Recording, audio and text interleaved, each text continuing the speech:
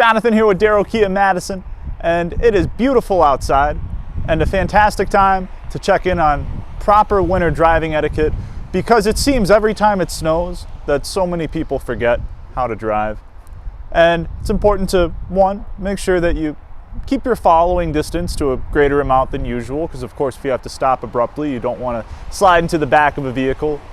Two, in general, slow down a little bit, because you're not going to be able to stop as quickly. Three, especially on the highway, single file, just like the lines in middle school.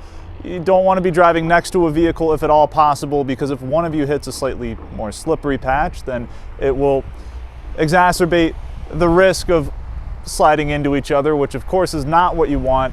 And of course it is more important than any other point in the year to make sure that your tires are in good shape and ready to tackle the roads ahead.